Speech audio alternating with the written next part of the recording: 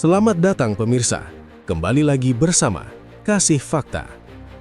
Dalam kesempatan kali ini, kami akan membahas sesuatu yang terlihat seperti damai di atas kertas, tapi berbeda saat dilihat dari lapangan. Gencatan senjata sudah diumumkan, pembicaraan damai sudah dibuka. Bahkan Amerika sampai mempertemukan pihak Israel dan Lebanon di Washington. Tapi di Lebanon Selatan, yang terlihat bukan warga yang pulang ke rumah. Yang terlihat justru kendaraan militer dan bulldozer Israel yang bergerak dari satu desa ke desa lain. Satu persatu rumah dihancurkan, dinding runtuh, jalan desa tertutup puing. Kampung yang dulu hidup perlahan berubah menjadi ruang kosong. Israel menyebut bangunan itu bagian dari jaringan Hizbollah, sementara Lebanon melihatnya sebagai penghancuran yang membuat warganya kehilangan tempat untuk kembali. Lalu disinilah hal yang menarik mulai muncul.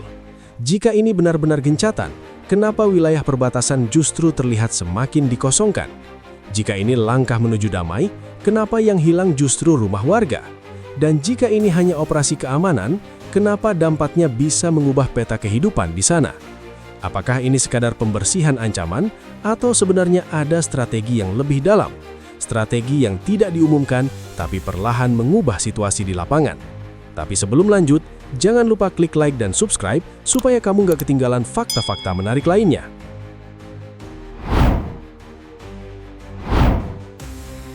Pada 15 April 2026, pemandangan di Lebanon Selatan tidak bergerak seperti tanda-tanda damai. Dari kejauhan, yang terlihat bukan barisan warga membawa koper untuk pulang, melainkan kendaraan militer Israel dan bulldozer yang masuk ke desa-desa dekat perbatasan.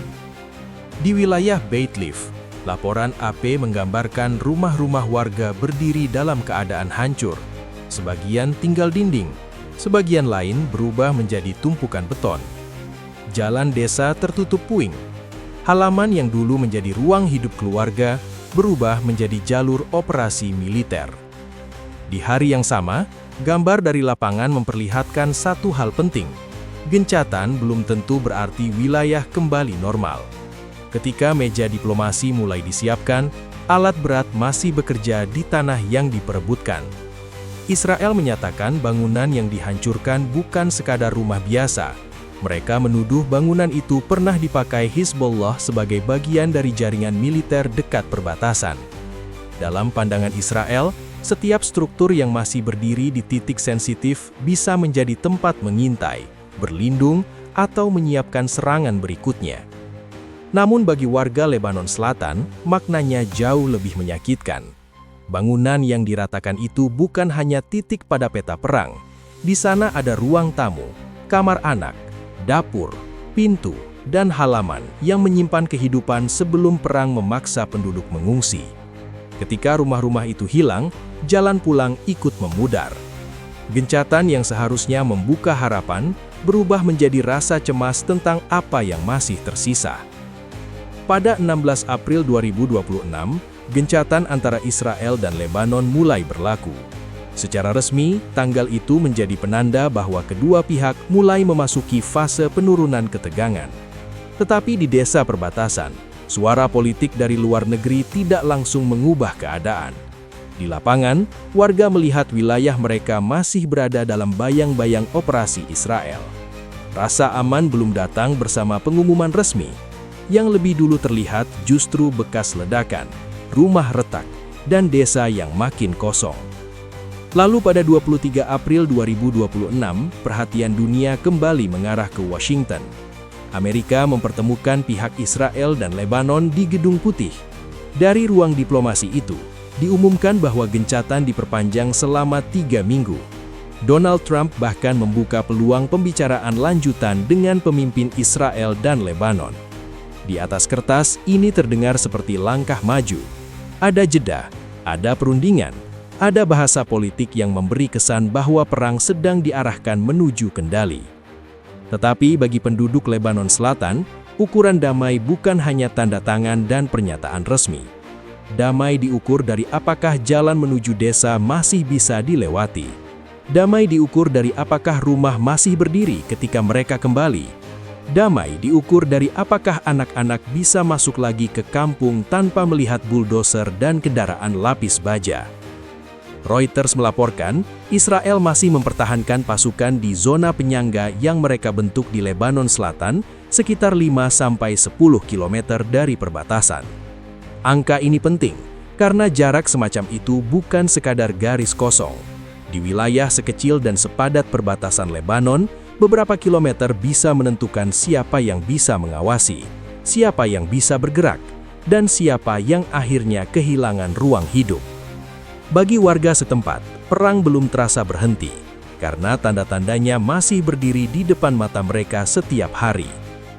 Disinilah ketegangan pertama muncul. Washington berbicara tentang gencatan, Lebanon Selatan memperlihatkan reruntuhan. Dua gambar itu berjalan bersamaan, dan dari perbedaan itulah arah konflik mulai terlihat lebih rumit.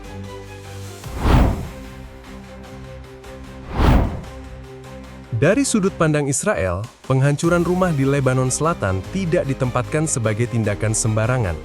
Pada 24 Maret 2026, Menteri Pertahanan Israel, Israel Katz, menyebut perlunya zona keamanan di Lebanon Selatan untuk melindungi warga Israel Utara dari ancaman Hezbollah. Pernyataan itu memberi gambaran tentang cara Israel membaca wilayah perbatasan. Bagi mereka, desa yang terlihat sipil dari luar bisa berubah menjadi ruang operasi ketika kelompok bersenjata memakai rumah, gudang, gang kecil, atau bangunan kosong sebagai bagian dari jaringan tempur. Dalam perang melawan Hezbollah, ancaman terbesar bagi Israel bukan hanya roket jarak jauh.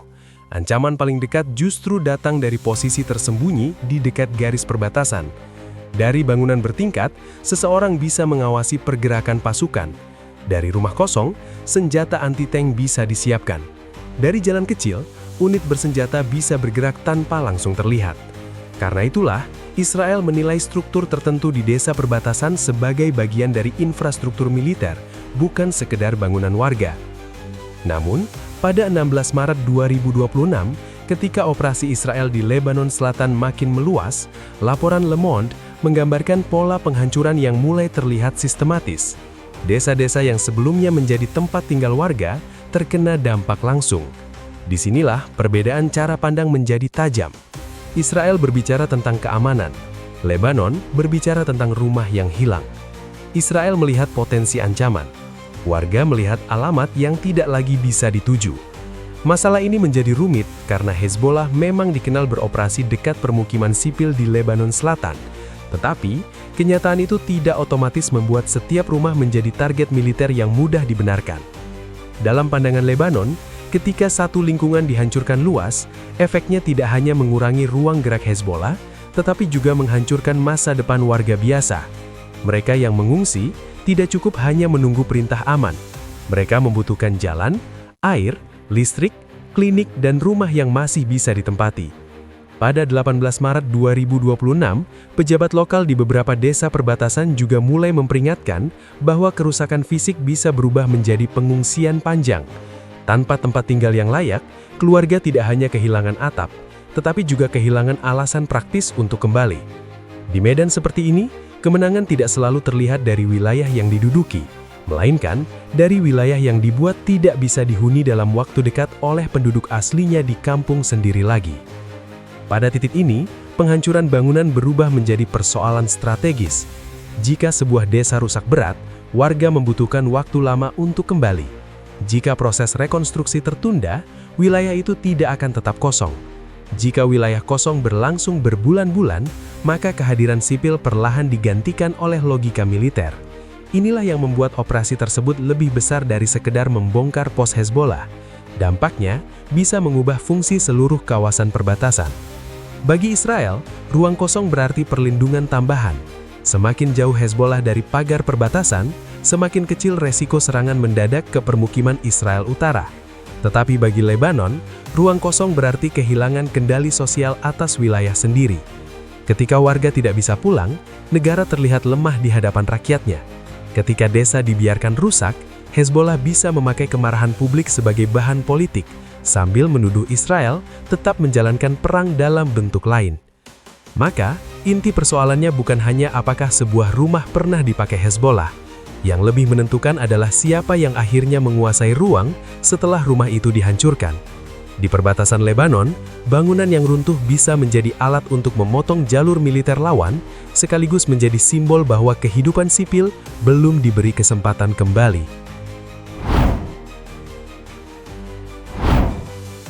Setelah gencatan mulai berlaku pada 16 April 2026, Lebanon Selatan tidak langsung berubah menjadi ruang pemulihan. Le Monde melaporkan bentrokan masih terjadi di zona yang dikontrol Israel, sekitar 5-8 km dari perbatasan. Di beberapa titik, tembakan artileri tetap terdengar, sementara pasukan Israel melakukan penyisiran di balik garis yang mereka sebut Yellow Line.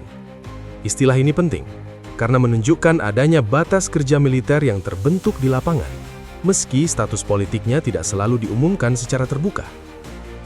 Pada 20 April 2026, laporan dari kawasan perbatasan menggambarkan penghancuran rumah masih berlanjut. Beberapa bangunan diledakkan setelah diperiksa, lalu kawasan sekitarnya ditinggalkan dalam keadaan rusak. Bagi Israel, langkah itu menjadi bagian dari pembersihan ancaman. Bagi Lebanon, tindakan seperti ini menciptakan fakta baru sebelum perundingan selesai. Ketika rumah hilang lebih cepat daripada kesepakatan politik, maka peta keamanan berubah bukan lewat dokumen, melainkan lewat reruntuhan. Pada 23 April 2026, perpanjangan gencatan selama 3 minggu memberi ruang diplomasi tambahan. Namun ruang tambahan itu tidak otomatis menghapus perebutan kendali di desa perbatasan. Pemerintah Lebanon menuntut penarikan Israel, pembebasan tahanan, dan penataan perbatasan. Israel tetap menekankan bahwa targetnya adalah infrastruktur Hezbollah. Dua posisi ini saling bertabrakan, karena yang satu berbicara tentang kedaulatan, sementara yang lain berbicara tentang keamanan langsung.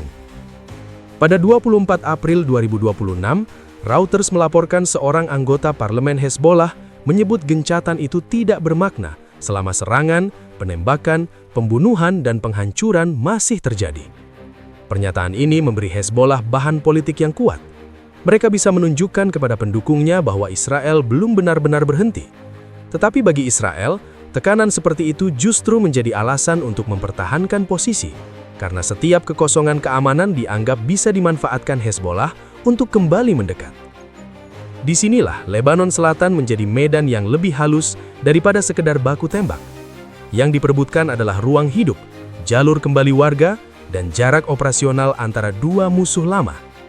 Jika warga Lebanon kembali cepat, desa hidup lagi, dan kehadiran sipil mempersempit ruang manuver militer.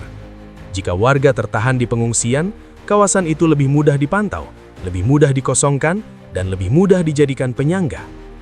Bagi pemerintah Lebanon, situasi ini sangat berat. Mereka harus membuktikan bahwa gencatan membawa manfaat nyata, bukan sekedar jeda diplomatik. Tanpa rekonstruksi cepat, kemarahan warga bisa melebar. Tanpa penarikan Israel, tuduhan pendudukan akan semakin kuat. Tanpa kontrol atas Hezbollah, Israel akan terus memakai alasan keamanan untuk bertahan di titik-titik sensitif. Di tengah kondisi ini, Amerika mencoba menahan eskalasi lewat jalur diplomasi, tetapi pengaruh Washington tidak otomatis mengubah kalkulasi militer di lapangan. Israel tetap mengejar kepastian keamanan fisik, bukan hanya janji politik. Lebanon membutuhkan bukti bahwa wilayahnya tidak dipotong perlahan, sementara Hezbollah berkepentingan menjaga citra sebagai kekuatan perlawanan. Tiga kepentingan itu berjalan bersamaan pada akhir April 2026, dan semuanya bertemu di desa-desa kecil yang kini menjadi simbol perebutan masa depan perbatasan. Setiap meter tanah yang kosong akhirnya memiliki arti baru, baik bagi keamanan Israel maupun bagi politik internal Lebanon sendiri. Pola inilah yang membuat perbatasan Lebanon-Israel tetap berbahaya setelah gencatan diumumkan. Tidak ada deklarasi besar tentang wilayah baru, tetapi perubahan kecil di lapangan terus menumpuk. Jalan tertutup, rumah hilang, garis patroli bergeser, warga menunggu, pasukan tetap siaga. Dari luar, situasinya terlihat seperti jeda perang.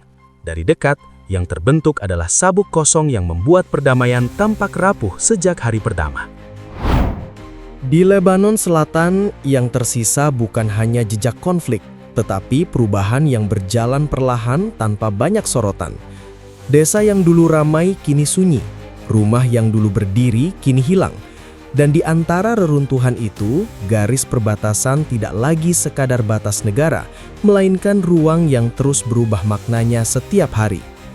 Jika kamu suka analisa seperti ini, jangan lupa subscribe ke channel Kasih Fakta dan aktifkan lonceng notifikasi agar tidak ketinggalan fakta menarik lainnya.